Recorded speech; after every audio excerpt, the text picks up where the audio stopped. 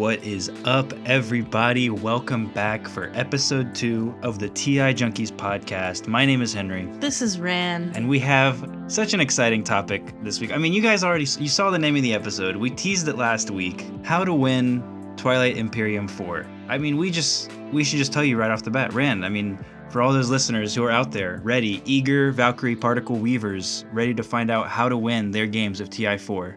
What do you have to say to them? Well, we have a very important answer for you here today, which is, spoiler alert, generally, you don't win Twilight Imperium.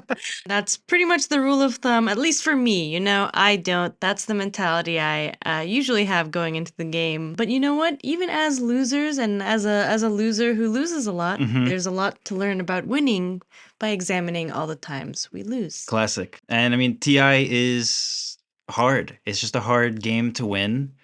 I mean, already just the fact that you have a bunch of people playing and it's not like a 1v1 just mathematically. But yeah, I mean, one of the first lessons that I learned, at least, and probably a lot of people learn, is that you're just going to lose the game a lot. Yeah, that's pretty much the math is in favor of that. There are, of course, exceptions to this rule of losing a lot. Who would they be? Number 1, Mr. Scott. Mr. Scott! Junkie legend. Yeah. And we're going to circle back to Mr. Scott and how he wins and how often he wins. That's a Mr. Scott tease right there. We got Will, fellow Winu William, our Discord buddy, our longtime friend. Yeah, Will wins too much. I mean, it's actually been people on the Discord server have seen this discussed, literally, that he wins too much. The async stats for Will are crazy. Yeah, another exception. I really think it was a 10-game win streak or something absolutely That's ridiculous. Disgusting. I'm going to throw up in my mouth. Yeah. And most recently, Junkie Matt apparently is on a legendary win streak.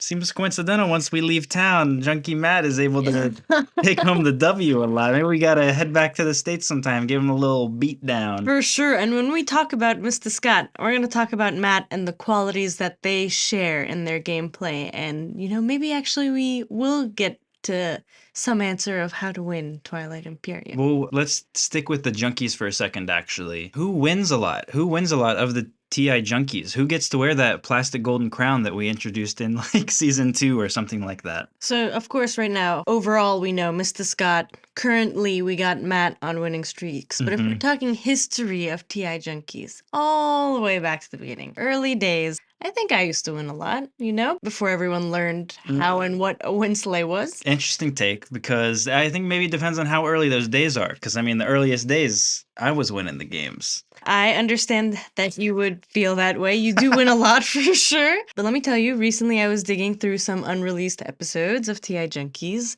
what I would call the TI Junkies Vault.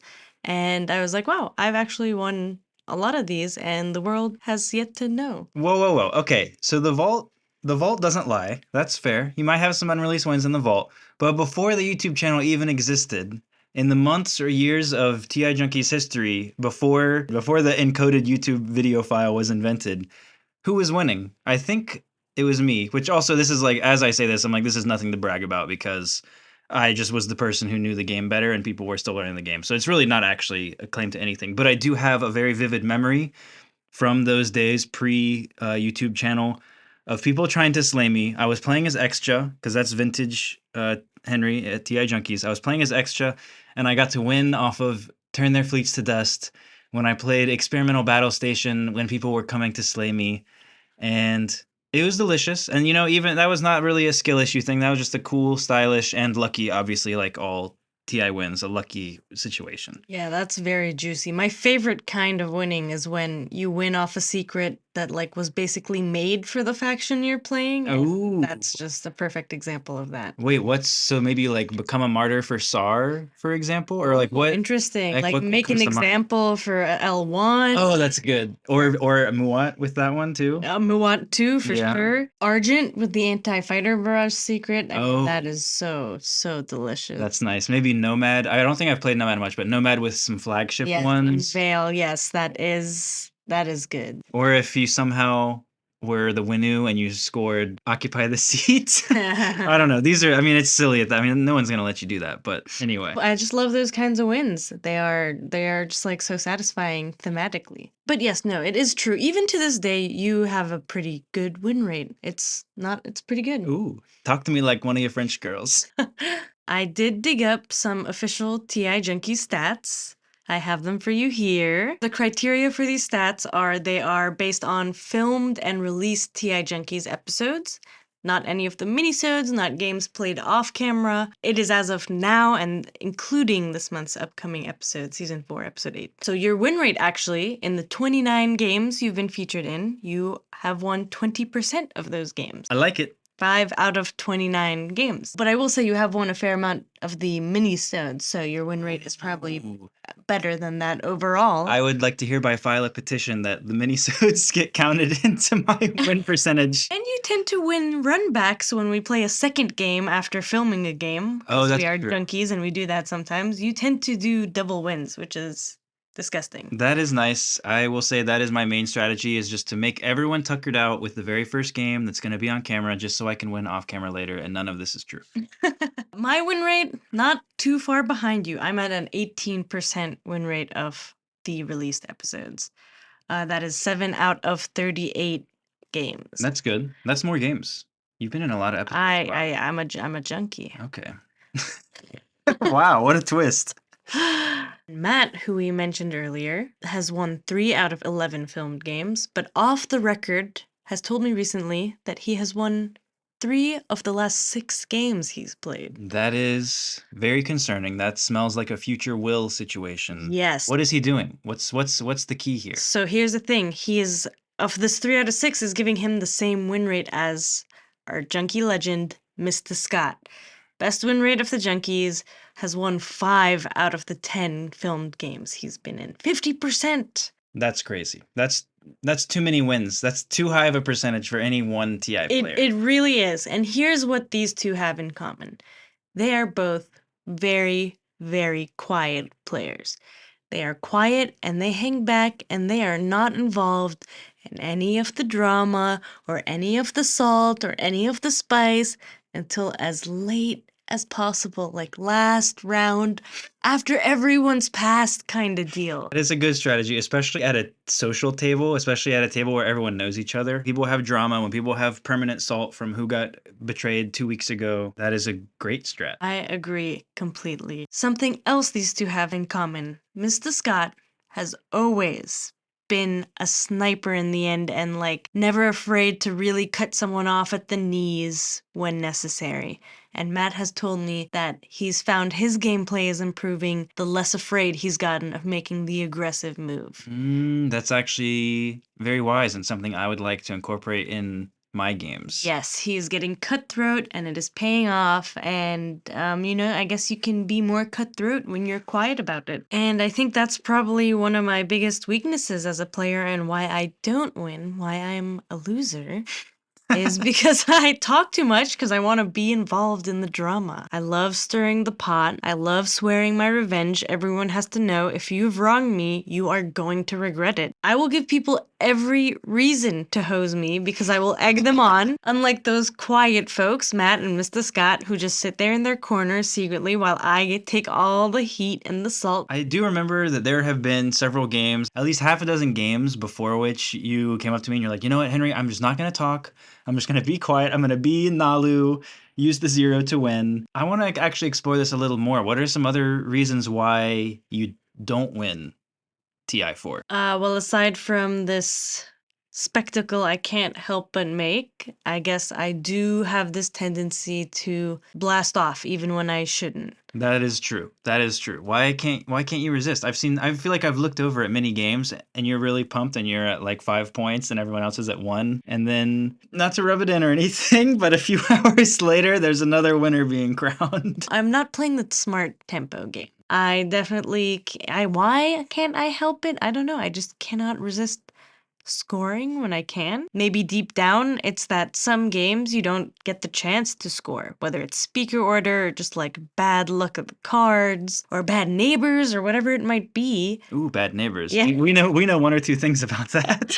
It's just like you can't score. And so I guess when it's there, when the opportunity presents itself, I just like can't exhibit the self-control not to take Imperial and go for that Mechatol point plus 2 objectives plus my action phase secret and a status secret all at once, you know? That is true. I think you are certainly infamous amongst the junkies for being addicted to Mechatol Rex. You really can't resist taking Imperial. I've seen this many times. Maybe your biggest downfall is taking it when you shouldn't, and then you get all the heat, and then all of a sudden you're waiting 2 weeks for this async game to wrap up because you got slayed in the first moves of round 5. I could possibly have a better win rate if I was better about not doing that and, pacing myself. One of the craziest scoring games I had 3 Mechatol points, an agenda phase point, seed point, and a support, and I got to 9 having scored no secrets that game, and it was just the weirdest tempo game ever. I tend to refer to that game a lot when people bring up how I shouldn't have a second Imperial point. I'm always like, guys, I'm gonna lose anyway.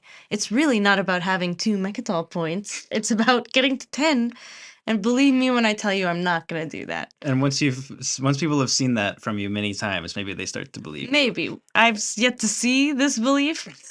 They're still scared of it. Maybe there's a hope. But, we do sometimes amongst the junkies call that no rice, no beans, because that is a game that consists entirely of guac. Just guac. Yeah, and it tends to come up when, for example, like I'm playing Nalu and I can get custodians and I can pick Imperial. I don't think I've ever not done that as Nalu. You can never resist that one. I mean, that's juicy. I understand. I empathize. Yeah, so I guess that's just, a couple of reasons why I don't win, aside from the randomness of TI and playing with other people who are also, good at playing and whatnot. But what about you, Henry? Why don't you have a even better win rate? Yeah, what's happening in those 80% other games? Yeah. I feel like I have a less dramatic and less fun reason than you, which is just I don't think I might like be able to put my nose down and get points and play nice and make good decisions about here I build here I do this, but I still think that I'm not the best at seeking out deals from other people. And I remember even in a tournament game a long time ago, I wanted to try and really remind myself, seek out the deals, write down who everyone's commanders are, see what you can get, like offer a buck for anything. And I think I'm just like I'm a little too passive in deal making sometimes to up the rate to that of a player of another skill level. Something fun I will highlight is that I do now have a lot of history of getting to 9 points as Empyrean, but then just being spread too thin and getting carved up in the last round. We went to a Zulus tournament in the Seattle area last year, and I played as Empyrean both in the first round, managed to win because I had a stooge, and in the second round... Shoutouts to Brassbird. Shoutouts to Brassbird, my round 1 stooge. There have been other games like that too, where I've been Empyrean. I think even in the Junkies tournament last year, Stooge for the Throne, I might have played Empyrean both rounds, and, that's just how it goes. That actually happened to you in Australia too, in that tournament at Guild Retreat. That's true. I think I was also Empyrean. There's a lot of documented Henry being Empyrean in tournaments, getting to 9, but being spread too thin to do anything about it. I think I don't blame the Empyrean. I'll tell you that much. So what are some of the most memorable derps you've done that have cost you a game of Twilight Imperium? I'm not sure if it quite cost me the game, but I sometimes cringe, and I still remember when I'm trying to fall asleep at night, my first online game of TI ever, which was also my first SCPT qualifier a couple years ago. And I had, had good relations, classic boat floaty online SCPT meta for the first several rounds. And then finally, I felt like I had arrived at the point where I had to betray my neighbor and attack them to score my secret so I would be set up for round 5. And I moved all my ships. I won the space combat and then realized that I had forgotten to bring a single infantry with me. So I won the space combat and then had no ground forces. And then I sat there and lost the game for 4 hours. Oh, love that. Love that. Just like a pure derp. Yeah. I have a recent pure derp like that. It was in one of the most recent online games I've played. I kind of loosely had a path in the last round, and it really depended on the relic I drew, and so I popped Archaeological Expedition, happened to get 3 fragments, flipped out. That's amazing. I was so excited that I couldn't wait until my next turn to find out if I got the relic that would win me the game. And so I played Master Plan and pulled a relic, and oh my god, it wasn't Dominus Orb, which I thought was gonna get me my action phase secret. It was Crown of Amphidia, which, oh my god, I forgot that exists, and I have the tomb, so it was still a win.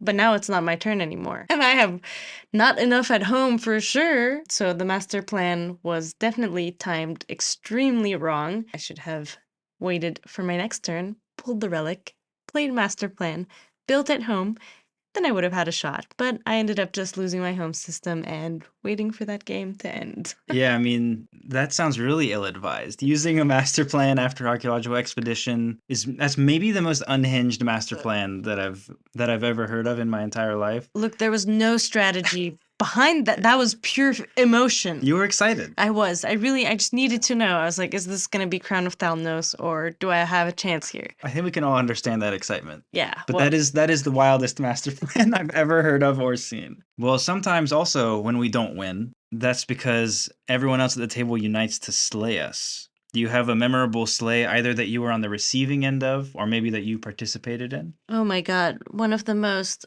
memorable slays I've received.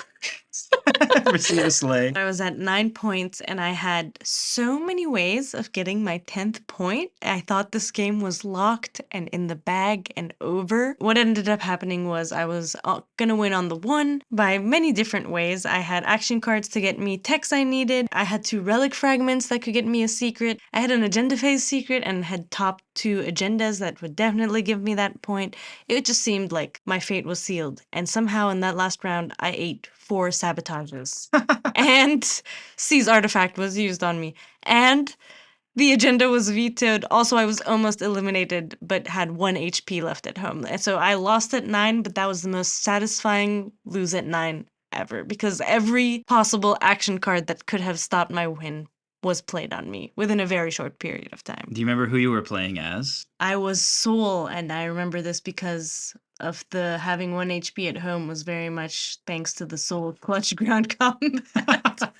Well, I mean, wow. Any game where you draw all 4 sabos on your way out the door is a game you were definitely on your way to winning. What about your most memorable wins? Ooh, most memorable wins. It's actually an agenda phase win, and I feel like I had manifested that during the round of like, there's only one way I can win now, and I want to see it happen. And it was having an Imperial Rider in my hand, and just really hoping Seed of an Empire would come out. And I'm at 9 points, and I would put my Imperial Rider on against, and I would win either way. And that actually happened. Seed came out, and I won via Imperial Rider / Seed. That's the dream. It was the dream. I had a less swaggy win recently, and I call it a win by rebellion. I was speaker going into a round where the 2-pointer was to have attachments, and I had that objective on lock already. As Soul, the colonial redistribution agenda came up, and people could have voted on one of my planets with attachments, but Nathan refused to vote that way because he wanted people to put in efforts to slay me so he could possibly win over my dead body.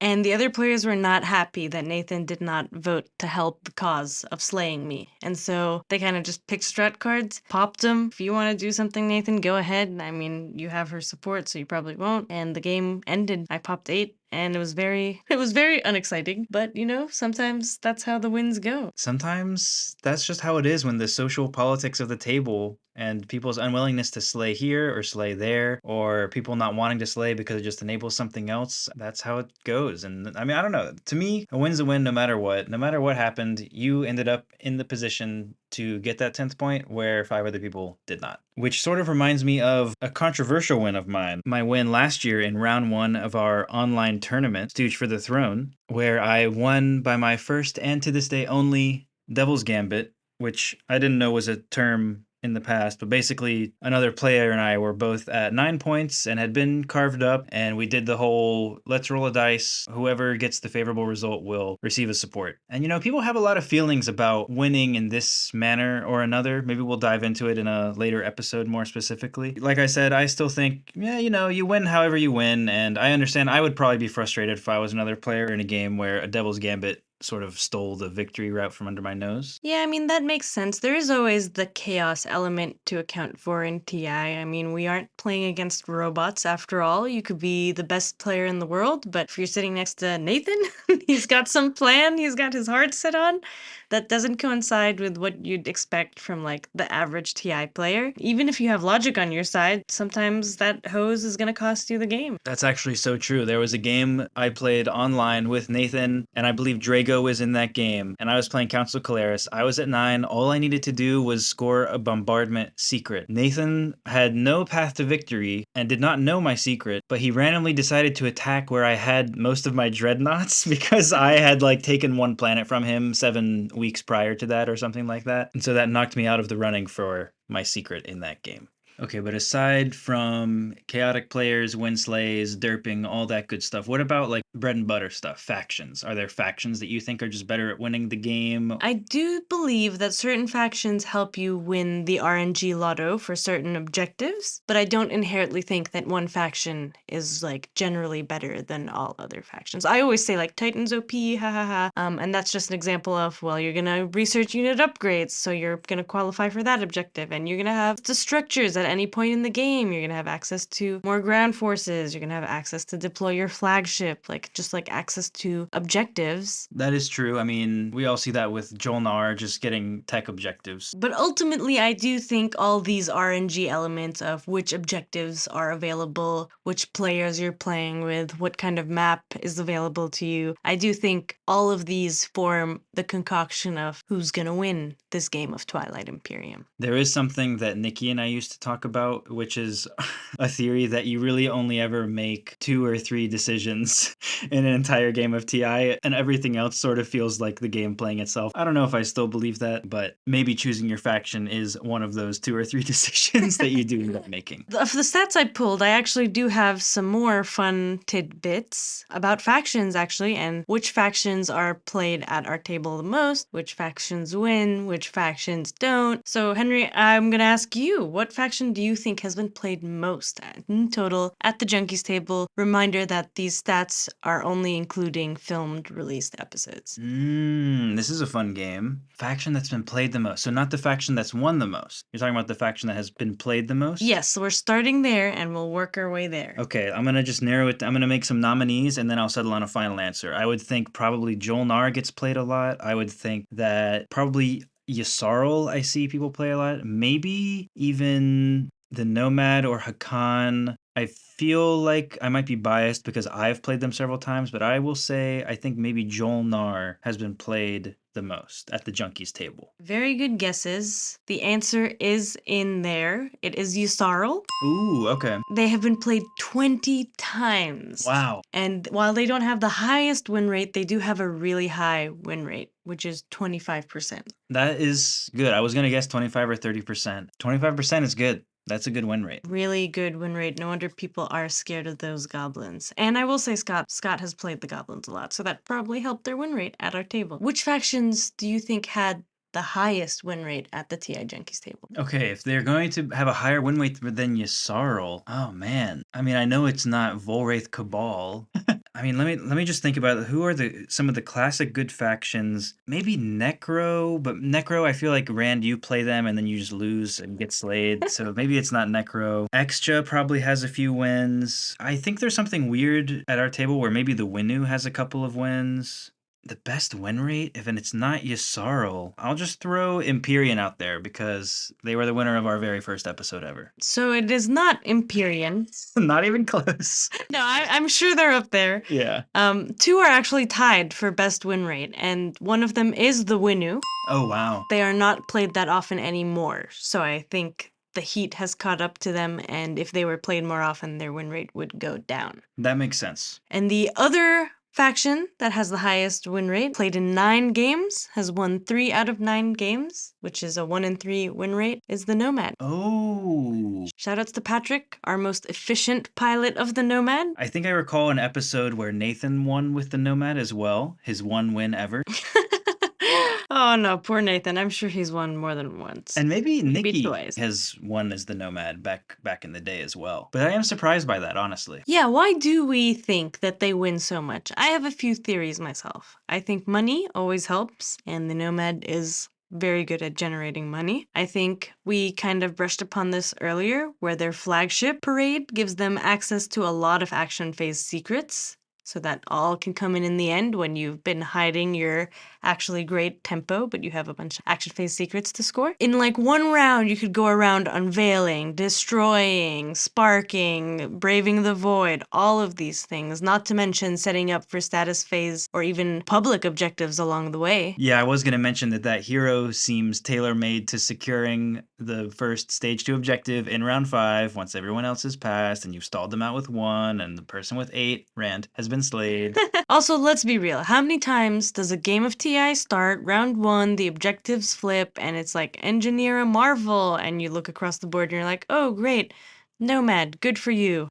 That is true. So a few more stats to muse on. There was one little tidbit that I found very surprising, and it was a faction that has a very high point average at our table, but has 0 wins out of 8 plays. Huh. 0 wins out of 8 plays. So they're getting at least a decent amount of play and a high point average. My first thoughts were Hakan, but I think I remember someone winning with Hakan. Maybe Argent. I'm gonna guess Argent. It is the Argent. Ooh. It is the Argent. Nice. So they do really well at our table, but they just simply haven't gotten the W yet. I sometimes feel that way playing them, where I feel like I have a lot of tools. I feel like I can spread out. I feel like I can kind of get an engine going.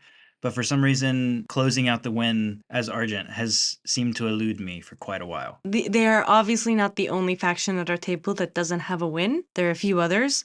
Caleris doesn't have a win, although they've only been played 4 times. Ghosts doesn't have a win. Oh, wow. And they've been played 8 times. And it's funny you brought up the Cabal earlier because they have the lowest point average at the TI Junkies table and have 0 wins. I might bear some of the responsibility for that horrible average. A lot of people have, apparently, because it is a low average. I definitely don't think that they're bad, but I do remember I think I had won a couple games in a row when I decided to play as Cabal, and then I just ended up derping and I finished at maybe 4 points or something. One of my worst games ever. Their average is about 5.5 points. So yeah, that checks out. Okay, well, I'm bringing the average down with my performance. And those are all the fun stats I've dug up for you today, Henry. That was fun. I love me some stats. So let's bring it full circle. Let's recap the episode. Rand, how do you win TI4? Oh, I have absolutely no idea.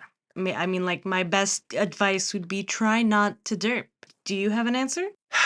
I mean, I think we have a lot of answers to the question of how do you not win, of how do you lose. We touched on the whole Mr. Scott, Mr. Matt, don't ruffle feathers and stay quiet approach, which definitely has a lot to it, especially at the TI Junkies table. But also it's just a numbers game. You got to play more games of TI, and eventually you'll probably maybe win one in your lifetime. And there's just so many random elements. What action cards you get, what public objectives you get, what secret objectives you get, that you just have to ride the wave of whatever little advantages you manage to scrape by with in any given game. Dang, I wish I could pull a Mr. Scott. Maybe one day. But also, I think sometimes about something that Paul, Ventura Junkie Paul, said in multiple episodes, which, if he makes a bunch of friends along the way, isn't that the real win? I mean, the best way to make friends is to be one of the losers. So... The winner is all alone. I think about that sometimes. When I win a game of TI, I'm like, man, it's nice to win the game, which takes about 5 seconds at the end of the whole journey. But man, look, all the losers have the camaraderie. Maybe I'm missing out on something by winning this game right now. And for those of you listening, we'd love to hear from you. Pop into our Discord server. Let us know what factions or what players simply won't stop winning at your tables and why. We'd love to hear any of your tales of glory, slaying, defeat. Please, if there is good drama, if there's tea, spill. Your girl Rand is here for it. And yeah, I guess if I could get a few tips on how to start winning along the way, sure. That'd be nice.